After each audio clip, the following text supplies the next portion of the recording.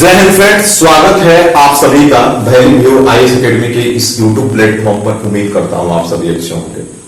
दोस्तों, आज एक महत्वपूर्ण टॉपिक पर हम लोग डिस्कस करने वाले हैं, इंडियन कॉन्स्टिट्यूशन से संबंधित है। और पिछले वाले वीडियो में मैंने आपको संविधान के भाग 2 यानी आर्टिकल 5 से लेकर के 11 तक सारे आर्टिकल को समझाने का प्रयास किया और उसमें यह बताने का भी प्रयास किया था कि ये संविधान के जितने भाग 2 में आर्टिकल जो मेंशन किए गए हैं और उसमें जो इंस्ट्रक्शन दिए गए हैं, यह सिर्फ और सिर्फ 26 जनवरी 1950 के समय भारत के कौन नागरिक हैं उससे संबंधित है।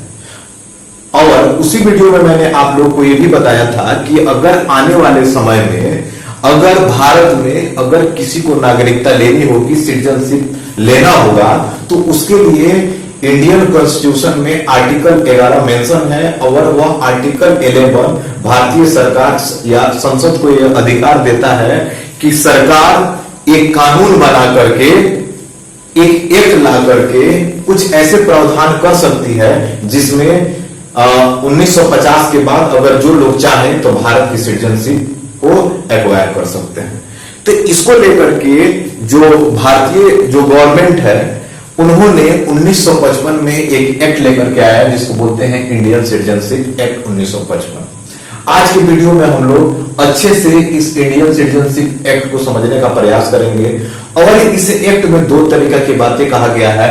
एक है कि नागरिकता कैसे कोई ले सकता है और दूसरा नागरिकता आप कैसे त्याग कर सकते हैं। इसकी पूरी पड़ताल करेंगे। जितने भी कॉन्स्टिट्यूशन अमेंडमेंट हुए हैं इससे संबंधित उसकी भी पड़ताल करेंगे। और आने वाले वीडियो में हम लोग जो सीएए 2019 है और एनआरसी जो डिस्प्यूटेड है उस पर आज तक अलग अलग प्रकार के लोगों के अपने अपने मत हैं। एक एग्जाम पॉइंट ऑफ व्यू से सीएए और एनआरसी पर आपके क्या पॉइंट ऑफ व्यू होने चाहिए, मैं आने वाले लेक्चर में आपको ये चीजें बताने का प्रयास करूंगा। अब इस चीज को बताने से पहले एक मोटिवेशन के तौर पर आप लोगों को 2 चीजें बताने का प्रयास करता हूं। ध्यान से सुनिएगा। आप लोग कभी कभी ये चीजें डिमांड करते हैं कि आखिर अपने आप को कैसे मोटिवेट करके रखें। मैं एलन मस्क की बस 2 स्टेटमेंट आपको बताने का प्रयास करता हूं और ये दोनों स्टेटमेंट एलन मस्क ने ऑन कैमरा कहा है। और इस 2 स्टेटमेंट को अगर आपने सही ढंग से समझ लिया तो यकीन मानिए आपको किसी प्रकार की मोटिवेशन की जरूरत नहीं पड़ेगी। पहला स्टेटमेंट, जब एलन मस्क ने अपने 47th बर्थडे सेलिब्रेट किया तो अंदाज लगाइए कि वो किस प्रकार से अपने बर्थडे सेलिब्रेट किया। यानी एलन मस्क ने जिस प्रकार से हम आजकल अपना जो बर्थडे सेलिब्रेट होता है कुछ यूनिक ढंग से करने का प्रयास करते हैं, कुछ पार्टी मना करके कहीं घूमने जा करके या कुछ अलग एक्टिविटी करने का प्रयास करते हैं। लेकिन जरा सोचिए एलन मस्क ने अपने 47th जो बर्थडे कैसे सेलिब्रेट किया, अपने 24 आवर कंटिन्यू वर्क करके। जरा सोचिए कि दुनिया का इतना अमीर आदमी जो टेस्ला का ओनर है वह अपने बर्थडे के दिन वह 24 आवर वर्क करके एक स्पेशल मैसेज देने का प्रयास करता है इस दुनिया को कि भाई सबसे बड़ी जो चीज होती है वह हार्ड वर्किंग होती है और अपने कार्य के प्रति जो एक डेडिकेशन होता है उस पर अपने आप को समर्पित करना एक बहुत महत्वपूर्ण चीजें होती है। और यकीन मानिए इस प्रकार के कंसेप्ट जिन लोगों ने एक्सेप्ट करने का प्रयास किया, उसको अपने हार्ट पर लिया और उस चीज को करने का प्रयास किया, आज के समय में वो लोग डेफिनेटली सक्सेस हैं। और दूसरी बात एलन मस्क की कि किसी ने पूछा कि आपके सक्सेस का एक क्या कंसेप्ट है, कुछ अपना सक्सेस स्टोरी आप बताइए। सारे लोगों ने मतलब ऑन कैमरे पूछा गया था तो उन्होंने एक इंटरव्यू में इसका क्या खूब जवाब दिया था एलन मस्क ने। उन्होंने कहा कि मैं अपना जो प्लान है ना फ्यूचर का वह 10 साल का एक कॉपी पर मेंशन करता हूं कि मुझे आने वाले 10 सालों में क्या करना है। सारे लोग वहां पर थे, उन्होंने बोला कि ये कौन सी बड़ी बात है, सारे लोग तो ऐसे ही करते हैं आज के समय में। लेकिन एलन मस्क ने कहा कि ध्यान से सुनिएगा इस बात को, यहां एलन मस्क ने क्या कहा, ये चीजें आपको अपने माइंडसेट में उसको उतारने की जरूरत है। उन्होंने कहा कि मैं उस 10 साल का प्लान लिखने के बाद लास्ट में मैं उसको 1 साल में इस प्लान को कैसे अचीव किया जाए इसका प्लान करता हूं। सोचिए, कुछ लोगों ने कहा कि पागलपन है, पागलपन ही तो है। जो इतना किसी इंसान को आगे लेकर के जा सकता है। अगर वो इंसान नॉर्मल होता तो ऐसा नहीं कर पाता, अगर नहीं कर पाता तो आज इतने सक्सेस नहीं करता। आज के समय में अगर आप डेली बेसिस पर अगर आप एक रूटीन बनाते हैं और उस रूटीन को पूरा फुलफिल करने के लिए आप पूरा दिन उसमें लगा देते हैं, तो यकीन मानिए अगर आप ऐसा करते हैं तो आने वाले समय में कितना ही बड़ा क्यों ना टारगेट हो, आप टारगेट को डेफिनेटली आप उसको अचीव कर लोगे। लेकिन ये चीजें इतनी आसान नहीं है। रूटीन तो बनते हैं हमारे लाइफ में, लेकिन उस रूटीन को फॉलो करना काफी कठिन हो जाता है। तो उम्मीद करता हूं कि ये दो वर्ड्स एलन मस्क के आपके लाइफ में अगर इस चीज को आपने उतारने का प्रयास किया तो आपके लाइफ डेफिनेटली चेंज हो जाएंगे। चलिए आज की वीडियो को यहां से प्रारंभ करने का प्रयास करते हैं और इसमें यह जानने का प्रयास करते हैं कि इंडियन सिटीजनशिप एक्ट जो 1955 का है वह क्या कहता है। देखिए, अब 1955 का जो एक्ट है वह एक डेफिनेटली दो चीजों पर फोर्स करता है। एक है कि आप नागरिकता कैसे भारत में ले सकते हैं और वो कौन सी ऐसी परिस्थिति होगी जहां पर आपकी नागरिकता या खुद से छोड़ सकते हैं या आपकी नागरिकता छीनी जा सकती है। तो लगभग ये 5 तरीके हैं जो यह बताते हैं कि भारत में आपको नागरिकता कैसे मिल सकती है। एक है by birth, bye decent, bye registration, bye incorporation और न्यूट्रलाइजेशन। ये 5 कॉन्सेप्ट है। इस चीज को अभी हम बताने का प्रयास करते हैं। और लॉस के जो तरीके हैं उसके 3 तरीके दिए गए हैं, रिनोनिएशन, टर्मिनेशन और डिप्रिवेशन। ये लगभग 3 कॉन्सेप्ट है। इन तीनों को और इन 5 को एक एक करके समझने का प्रयास करते हैं। और ध्यान रखिएगा कि जो इंडियन सिटीजनशिप एक्ट है 1955 का, अब हम ये बात करने वाले हैं कि जो 26 जनवरी 1950 के समय जो भारत के लोग जो नागरिक थे वो तो थे, जो लगभग आर्टिकल आपके 5 से लेकर के आर्टिकल 11 तक ये चीजें मेंशन की गई है। लेकिन उसके बाद अगर जिन लोगों को, ध्यान से सुनिएगा, अगर भारत में सिटीजनशिप लेना है तो कैसे लेंगे। देखिए, पहला ये है बाय बर्थ यानी जन्म के आधार पर। एक पहला कॉन्सेप्ट था कि 26 जनवरी 1950 के समय अगर किसी का जन्म अगर भारत में हुआ है तो यकीन मानिए उसको किसी प्रकार को कुछ करने की जरूरत नहीं है। वह इंडियन सिटीजनशिप एक्ट 1955 के तहत उसको नागरिकता मिल जाएगी। लेकिन ध्यान रखने वाली बात है कि लगभग ये कंसेप्ट सिर्फ और सिर्फ 1 जुलाई 1987 तक ही चला। क्यों ऐसा चला? क्योंकि जब आप देखेंगे कि लगभग दुनिया स्तर पर एक अपनी कंडीशन डेवलप होते रहते हैं कि लगभग 1970-80 के जो दशक था उसमें कहीं ना कहीं जो यूनाइटेड स्टेट्स ऑफ अमेरिका का एक झुकाव पाकिस्तान की तरफ हो जाता है और एक नेक्सल के भी समय में चाइना को भी वो अपने फेवर में लेने का प्रयास करते हैं। इस चीज को लेकर के आप देखेंगे कि लगभग कुछ प्रकार की समस्याएं उत्पन्न होने लगते हैं भारत में। 1971 के आसपास आपने देखा होगा कि बांग्लादेश अलग होता है, उसमें हम लोगों ने अच्छा प्रयास किया। और उससे पहले भारत के चाहे वो जम्मू कश्मीर वाला एरिया हो या नॉर्थ ईस्ट वाला एरिया हो, यह काफी मतलब एक तरीका से देखा जाए तो एक वर्नेबल कैटेगरी की तरह ये चीजें हम लोगों को दिख रहा था।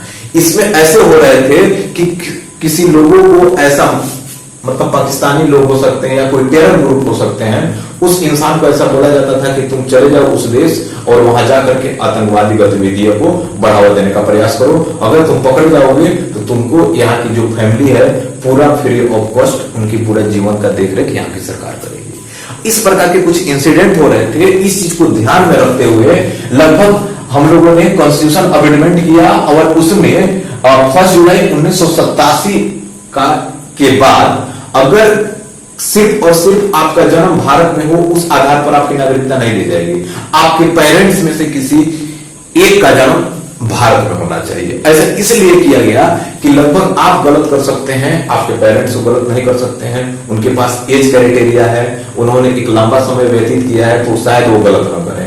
क्योंकि जो यंग एज के जो लोग होते हैं कहीं ना कहीं उनमें लगभग जो माइंड सेट होता है वो माइंड सेट एक सीनियर लोगों के कंपेयर में कुछ डिफरेंट होता है।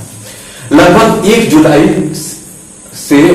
1987 से लेकर के 3 दिसंबर 2003 तक लगभग एक कंडीशन डेवलप होता रहा। इसी प्रकार से लोगों को नागरिकता दी जाती रही, लेकिन बाद में लगभग 2003 में एक कॉन्स्टिट्यूशन अमेंडमेंट किया गया और उस कॉन्स्टिट्यूशन अमेंडमेंट करने के बाद ये बात बोला गया कि अगर पेरेंट्स में से किसी एक पेरेंट्स का जन्म भारत में हुआ हो और दूसरा जो पेरेंट्स है वह इलीगल इमिग्रेंट्स न हो। इलीगल इमिग्रेंट्स का मतलब यह है कि अगर आप भारत क्षेत्र में अगर आते हैं, मान लिया वीजा पासपोर्ट ही के माध्यम से आप आते हैं, लेकिन वीजा और पासपोर्ट का डेट एक्सपायर हो जाता है और फिर भी आप भारत में रह रहे हैं, तो आपको इलीगल माइग्रेंट्स कहा जाएगा। ये चीजें कहां लिखा गया है? ये आपके इंडियन सिटीजनशिप एक्ट 1955 के सेक्शन 21B में लिखा गया है। इलीगल माइग्रेंट्स का अर्थ ये भी हो सकता है कि जब आप भारत में आए तो हो सकता है कि आप जो बाउंड्री है उस बाउंड्री को क्रॉस करके आ जाए, किसी को पता ही नहीं चले, चोरी छुपे आ जाए, तो आपको इलीगल माइग्रेंट्स कहा जाता है। अगर पेरेंट्स में से अगर कोई एक हो तो ध्यान रखिएगा, इलीगल इमिग्रेंट्स हो तो उस बंदे को किसी भी आधार पर सिटीजनशिप नहीं दी जा सकती है। हाल के दिनों में एक मामला चर्चा में है, सीमा हैदर वाला। तो जो सीमा हैदर जो भारत में आई है, उसके अगर जो पासपोर्ट है, वीजा है, अगर वो एक्सपायर हो गए होंगे तो इलीगल इमिग्रेंट्स हैं। अभी के समय में अगर सचिन और सीमा की अगर शादी होती है, अगर उनके बच्चे होते हैं, तो अगर वो बाय बर्थ अब उसके बच्चे को अगर वो चाहते हैं कि यहाँ की सिटीजनशिप मिले तो यहाँ नहीं मिल सकती है, क्योंकि उसमें जो बच्चे की जो माँ है वह इलीगल इमिग्रेंट्स है। आने वाले समय में अगर उसको लीगल ऑथराइजेशन मिल जाता है तो वो बात अलग है। चलिए अब बात करते हैं बाय डिसेंट। ये चीजें कहां चर्चा की गई है? ये आपके इंडियन सिटीजनशिप एक्ट के सेक्शन 4 में ये चर्चा किया गया है। डिसेंट का आसान शब्द में अगर इसकी बात करूं तो वंशानुगत, यानी आपका जन्म भारत में नहीं हुआ हो, लेकिन ध्यान रखिए कि आपके पेरेंट्स का जन्म भारत में हुआ हो। तो देखिए इसमें एक क्राइटेरिया रखा गया कि 26 जनवरी 1950 के समय अगर किसी पर्सन के पेरेंट्स में से फादर का जन्म अगर भारत में हुआ है तो उनको बाय डिसेंट के आधार पर इस एक्ट का प्रयोग करके उस बंदे को भारतीय नागरिकता दे दी जाएगी। लेकिन ये भी चीजें ठीक नहीं था, इसमें कुछ समस्या आने लगे। कुछ लोगों ने यह आवाज उठाना शुरू किया कि ये कहीं ना कहीं ये महिलाओं को दबाने का प्रयास है। आखिर जेंडर इक्वालिटी को क्यों कंसिडर नहीं किया जा रहा है, क्यों आर्टिकल 14 का वायलेशन किया जा रहा है? तो इसको लेकर के मतलब 1992 में कॉन्स्टिट्यूशन अमेंडमेंट किया जाता है और कॉन्स्टिट्यूशन अमेंडमेंट करने के बाद मेल और फीमेल दोनों को एक मतलब ये अधिकार दे दिया जाता है कि अगर जो बच्चा है उसके मेल और फीमेल जो पेरेंट्स हैं, पेरेंट्स मतलब माता पिता, अगर उनका जन्म किसी में अगर हुआ है भारत में किसी का भी, तो उनको बाय डिसेंट के आधार पर नागरिकता दे दी जाएगी। लेकिन ध्यान रखने वाली बात है कि ये भी चीजें लगभग 1992 से 2004 तक ही चली। 2004 में भी हम लोगों ने कॉन्स्टिट्यूशन अमेंडमेंट किया। हम ये चाह रहे थे कि लगभग जितने भी इलीगल माइग्रेशन हो रहे हैं और इसमें कुछ समस्याएं हो रही है, आतंकवादी गतिविधियां जो डेवलप हो रहा है, इसको कम करने के लिए हम लोगों ने लगभग 2004 में कॉन्स्टिट्यूशन अमेंडमेंट किया डिसेंट में, और उसमें हमने ऐड कर दिया कि अगर कोई बच्चा जैसे भारत का नागरिक बनना चाहता है, लेकिन नागरिक बनने से पहले हो सकता है कि वह यूनाइटेड स्टेट्स ऑफ अमेरिका में रहा हो, तो उसके लिए चाहिए कि जब वह बच्चा जन्म लिया हो कहां पे, यानी अमेरिका में, तो अमेरिका में जन्म होने के 1 साल के अंदर में लगभग वहां के जो इंडियन कॉन्सुलेट है वहां पर आपको रजिस्टर्ड कराना होगा। और साथ में इस बच्चे के जो माता पिता का जो जन्म हुआ है किसी का, अगर वो भारत में हुआ हो तो उस बच्चे को भारतीय सिटीजनशिप बाय डिसेंट के आधार पर सिटीजनशिप दी जा सकती है। उम्मीद करते हैं कि यहां तक आपको ये दोनों कंसेप्ट क्लियर हो गए होंगे। अब हम बात करते हैं इसकी तीसरी कंडीशन को, और तीसरा जो है उसको बोलते हैं रजिस्ट्रेशन के आधार पर। और ये रजिस्ट्रेशन यानी पंजीकरण के माध्यम से आपको नागरिकता कैसे दी जा सकती है, तो ये आपके इंडियन सिटीजनशिप एक्ट 1955 के सेक्शन 5 में ये बातें कहा गया है। इसमें एक कंसेप्ट कहा गया है PIO यानी पर्सन इन इंडियन ओरिजिन। कौन है पर्सन इन इंडियन ओरिजिन? का मतलब है कि किसी भी पर्सन का पेरेंट्स या उनका जन्म भारत में, ब्रिटिश जब अखंड भारत था उसमें जन्म हुआ वाला कंडीशन, दूसरा कंडीशन ये है कि 15 अगस्त 1947 के बाद किसी ऐसे क्षेत्र को भारत ने अपने में मिला लिया है, अगर आप उस क्षेत्र से संबंधित हैं तो भी आपको पीआईओ के तहत माना जाएगा, और आपका यह अथॉरिटी बनता है कि आप रजिस्ट्रेशन के माध्यम से भारतीय नागरिकता को एक्वायर कर सकते हैं। लेकिन इसके लिए आपको होम मिनिस्ट्री में आपको एक एप्लीकेशन लिखना होता है। उस एप्लीकेशन को मतलब in the terms of registration, और उसको एक्सेप्ट करने के बाद आपको भारतीय नागरिकता प्रोवाइड कर दी जाती है। अगला बात करते हैं बाय न्यूट्रलाइजेशन। इसकी बात हम ये कहेंगे, इसको हिंदी में कहा जाता है इन जनरल देशीकरण। ये है आपका चर्चा सेक्शन 6 में कहा गया है कि अब वो कौन से ऐसे लोग हैं जिन लोगों को बाय न्यूट्रलाइजेशन के तहत उनको भारतीय नागरिकता दी जाएगी। पहला ये बात स्पष्ट तौर पर कहा गया है, इसमें कुछ टर्म्स एंड कंडीशन दिए गए हैं कि अगर आप इन चीजों को फुलफिल करते हैं तो आपको भारतीय नागरिकता सेक्शन 6 के तहत आपको दी जाएगी। कि जैसे आप उस देश में रह रहे हैं जिस देश में भारतीय नागरिकता को भी वरीयता दी जाती है। ऐसा नहीं है कि आप जिस देश में रह रहे हैं वहां पर भारतीय नागरिकता के किसी प्रकार का मतलब एक्सेप्टेंस नहीं है। तो अगर आप उस क्षेत्र में रह रहे हैं जहां भारतीय नागरिकता को मान्यता दी जाती है, तब आप इस न्यूट्रलाइजेशन के तहत आपको नागरिकता दी जा सकती है। दूसरा यह है कि लगभग आपको आप जिस देश में रह रहे हैं उस देश की नागरिकता को छोड़ना पड़ेगा। जब तक आप उस देश की सिटीजनशिप को आप लेकर के रखे हैं, भारतीय नागरिकता आपको इंडियन सिटीजनशिप नहीं दे पाएगी, क्योंकि भारत में जो है वह एकल नागरिकता व्यवस्था है। इस चीज को आपको जानकारी होगी, आप समझते होंगे इस चीज को। दूसरा ये चीज है कि जब आप एप्लीकेशन सबमिट करेंगे न्यूट्रलाइजेशन के तहत कि मुझे यहां पर नागरिकता लेनी है, तो लगभग पिछले एप्लीकेशन सबमिट करने से पहले आपको 12 मंथ भारत में होना चाहिए।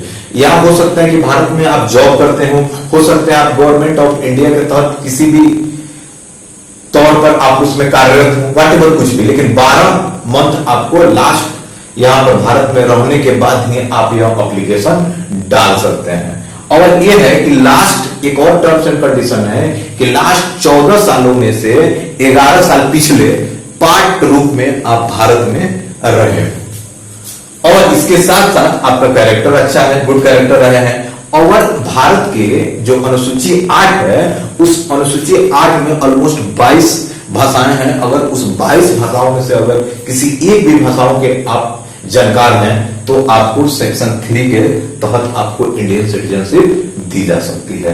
कुछ अलग प्रावधान जैसे साइंस हो गया, आर्ट्स हो गया, फिलोसफी हो गया, लिटरेचर हो गया, पीस हो गया, ह्यूमन राइट्स हो गया, इस आधार पर आप कुछ वर्क किए हैं, कुछ आपका योगदान रहा है, तो उस आधार पर भी आपका न्यूट्रलाइजेशन के तहत आपको भारतीय सिटीजनशिप दी जा सकती है। उम्मीद करते हैं कि लगभग ये चारों कंसेप्ट आपको क्लियर होंगे। अब लास्ट इस पर हम बात करते हैं इनकॉर्पोरेशन। इस सेक्शन 7 में बातें कहा गई। इनकॉर्पोरेशन का मतलब है कि कोई ऐसा क्षेत्र जो भारत ने एक्वायर कर लिया हो, तो उसका जो नागरिक होगा उसको भारतीय जो सरकार उनको सिटीजनशिप देगी वह सेक्शन 7 के तहत देगी, इंडियन सिटीजनशिप एक्ट 1955 के तहत। जैसे मैं सिक्किम को ही ले लूं, सिक्किम पार्ट नहीं था, तो उसके जितने लोग आएंगे भारत में, जब सिक्किम को भारत में मिला दिया गया, तो उसको आपके इनकॉर्पोरेशन एक्ट के तहत यहां पर सेक्शन 7 का प्रयोग करके उनको मिलाया जाएगा।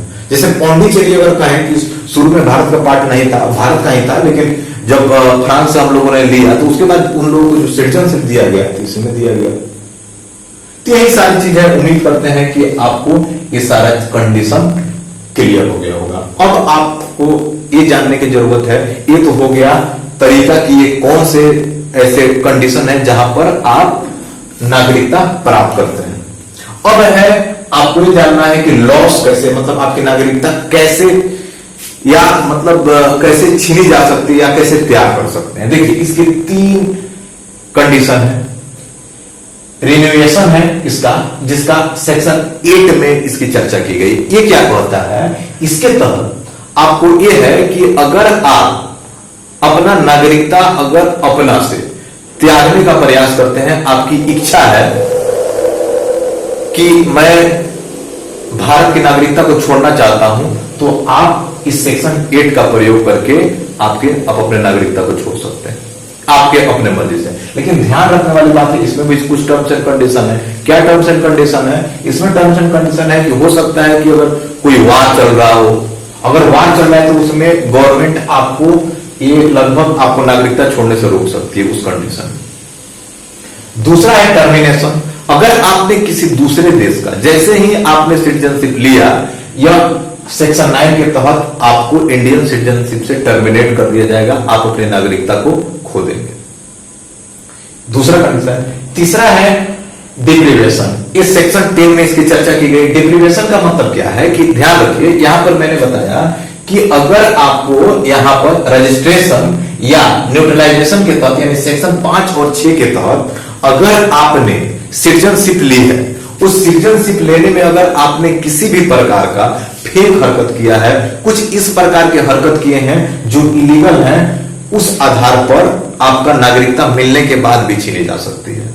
अगर आप अपने टाइम पीरियड में, जैसे 5 साल का एक ड्यूरेशन दिया जाता है कि जिसमें आप भारत में रहेंगे, तब फाइनली आपको सर्टिफाइड मान लिया जाएगा कि हाँ आप भारत के नागरिक हैं, उस 5 में से किसी कारणवश आप जेल चले जाएं, तो अगर इस प्रकार के सिचुएशन अगर डेवलप होते हैं, ध्यान रखिएगा, तो उस कंडीशन में सेक्शन 8 के तहत आपकी नागरिकता को छीनी जा सकती है। तो उम्मीद करते हैं कि आपको इंडियन सिटीजनशिप एक्ट 1955 समझ में आ गए होंगे। अगले वीडियो में हम यह बात करेंगे कि इसमें जो सीएए और एनआरसी जो डिस्प्यूट है, वह डिस्प्यूट का क्या कारण है, और उससे संबंधित किस प्रकार के अगर कुछ क्वेश्चन मैं डिस्कस करने का प्रयास करूंगा मेंस ओरिएंटेड, कि इससे जो क्वेश्चन अगर बनते हैं तो उस क्वेश्चन को कैसे टैकल किया जाए। खासकर अगर संविधान के अगर भाग में 2 की बात करूं, तो जो सबसे महत्वपूर्ण मुद्दा है, जो यूपीएससी आपसे जो क्वेश्चन पूछ सकता है, वो सीएए और एनआरसी हो सकता है।